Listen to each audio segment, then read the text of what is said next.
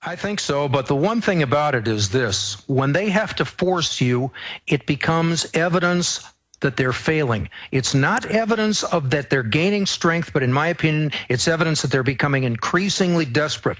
When the system is working properly, they will fleece you and you will not even notice or complain. When they got to put a gun to your head before you surrender your fleece, it's evidence that they're really losing their fundamental power, which is deception and betraying trust, inspiring trust, and then betraying that trust. When they got to pull out the guns, they're in trouble. And it's same thing with Nazi Germany and so on. I mean, when they got to start pushing people around with guns, it's a sign that their end is near. But before we get there, we're going to go through purgatory or hell on earth, because they will not just roll over and surrender because they think, you know, they may be running out of gas. They're gonna hammer people if they possibly can. Well, they have to, because they're going to be brought to justice when they fail. I mean, we've got a cornered goblin we're dealing with here. And I totally agree with you that once the force comes in, that's because they're going into a whole new phase because they're desperate. And giving in to them isn't, once they start the force, it doesn't end, people. You got to go through this. You know, it's not fun. It's not happy. It's like when your car starts rolling down an embankment. It's not fun, but hold on to the steering wheel and pray to God. You know, we're going through this thing, and that's the end of it, so you might as well batten down the hatches and get your cutlass. And I'm talking about cutlass in the info war. The pen is mightier than the sword. Absolutely. The info war is king. And it's who shoots first loses. Do you agree with that, Alfred? Yeah, I'd say that's probably true. And I'll tell you something else I've been telling people lately. I absolutely advocate gun ownership. But I also tell people you should own at least as many dictionaries as you own firearms. It's in the words. If you can handle the words, you can handle this system. Exactly. If you can't handle the words, you can't handle a gun. We'll be right back, ladies and gentlemen, because it's the mind that wields the gun. We'll be right back. Alfred Adask is our guest. We're taking your phone calls right now. I'm Alex Jones. This is the GCN Radio Network. We do have the gentleman, one of the people, arrested in Lower Manhattan for staying on the street corner while other people were allowed to stand around and talk, as long as they supported the official fable that Keebler elves are garden gnomes out of Southeast Asia or Central Asia, or maybe the North Pole, carried out 9/11. A big deal to have somebody saying, I've got flyers here, information. There was never a proper investigation. 6 of the 10 commissioners say it's a fraud. We need a new investigation. Cops, boom. Boy, you're not in America. We're taking you to the gulag. Man, it's amazing. Free speech zones to now you don't even stand on a street corner. Cops, do you have any idea that when you enforce tyranny like that, the world you're invoking, what you're doing to yourself, that you're removing your own hedge, your own defense?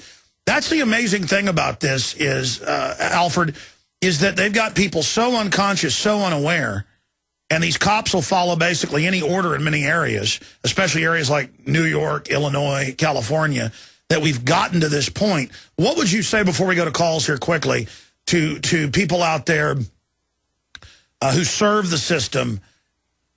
Because from all my research, the system enjoys abusing its own minions more than anybody else. And why is that in your view?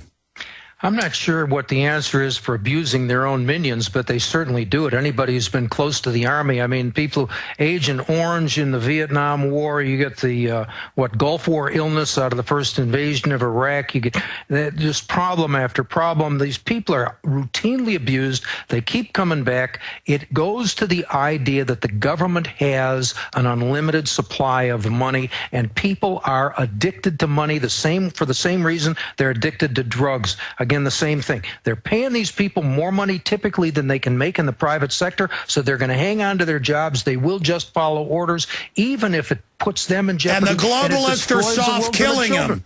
The globalists have done actuaries and know, going back thousands of years, that the military is going to have skills once they've gotten out, but are going to be older and wiser, and they don't want a force of healthy people that are aware, so they're all given soft kill, degenerative or fatal diseases. And we know that from the thousands of programs like Project Shad, where they murdered thousands and thousands of U.S. troops under secret programs. Of course, that's to kill them and to test the weapons, but also to test the scientists to then recruit other scientists to build large armies of people who enjoy killing troops for many different reasons and who will follow orders. But soon they won't need that giant killer scientist corps that is at the very top of the New World Order servant class, right below the top families. It's all killer scientists, all bloodthirsty psycho scientists with high IQs. But in the future, the globalists are shifting to a technocracy where everything is robotic and drone, and then they won't even need those scientists and technocrats anymore. That's why they're pushing for the self-aware computer. You know, one of the things, insofar as this is all done with money, and it's people's addiction to money that lies at the heart of this thing. I mean, you can pay the people, they're going to just follow orders. They don't know what's going on. They know payday is on the 1st and the 15th, and that's all they need to know. The reason government can be so free with this money is because they can spin it out of thin air. They use fiat currency. If you wanted to restore a government that was responsible to the people, one of the first things you do is get back to a gold and silver-based currency. Because now the magicians can't out of thin air. Exactly. Now the magicians, again, they get the whole world out of a lie. People will kill for $100, and it's all just made-up crud. And women, I mean, even educated women, they see a suitcase of money, they just literally fall to their knees, most of them. Fast cars, houses, it's all crud. And these people will fall to their knees for a lie when they could stare out at the sun, the stars, creation, and actually see the true wealth all around them. Yeah, it's a terrible situation, and it involves values, all right? It's a situation, we do that because we are no longer in a nation per se. They are encouraging to think in terms of being in an economy. In an economy, you have a completely different system of values than you do in a nation. In a nation composed of people, you have values that are conducive to being people. All right, being men and women. In an economy, it's all about the money. Nothing matters. And that's Rand Corporation.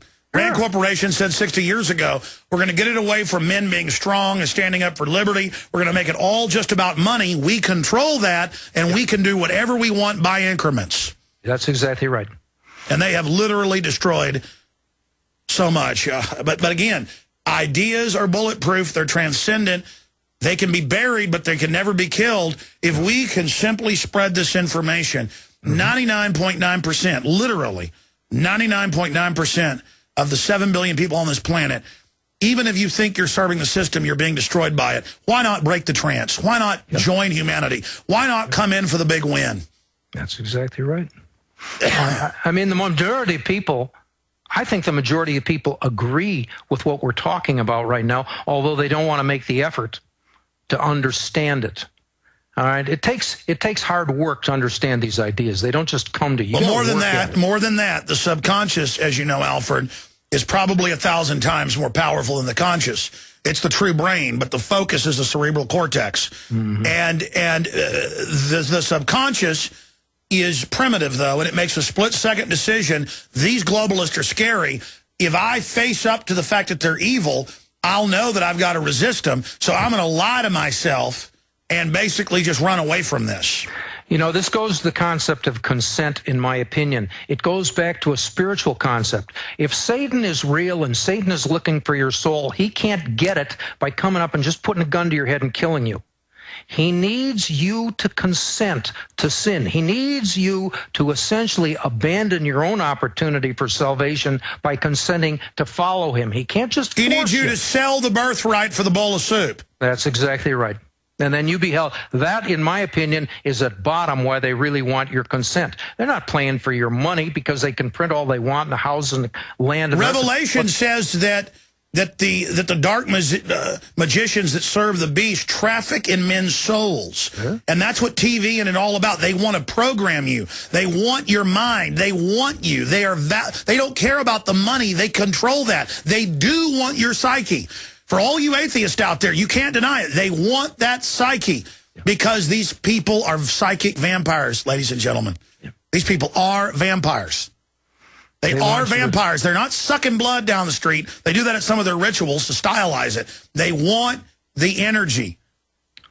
I'd say they want your soul. Yeah. They want you to surrender your soul. We're saying the same thing in a couple of different ways right now, but they can print all the money they want. That's not the issue.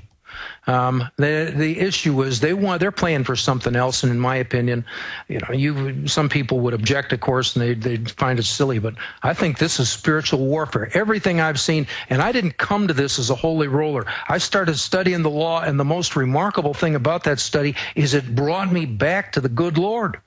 I mean, it was not something I was looking for. It wasn't something I was hungry for. It was something that it drives you back, and you begin to see, oh, my God, I begin to get this stuff. This is spiritual warfare that's been going on for thousands of years. Well, you're right. And again, the devil, the spirit of the world, the God of this world, creates all these fake counterfeits so that when you go to a church, it's not and so you think, well, this isn't God.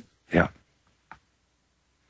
Yeah, I understand. I went to a 503C church, I don't know, for about 4 or 5 weeks last month or two, and I just couldn't stand it. I just couldn't stand it. I had previously been attending a Bible study class. Well, you should be the preacher. Look, they got these seminaries, and they pick these little weak men and women to just get up there, and that's why this country's gone to hell in a handbasket. I understand. We don't have real clergy in this country. I don't know where they are. There's not many of them. No.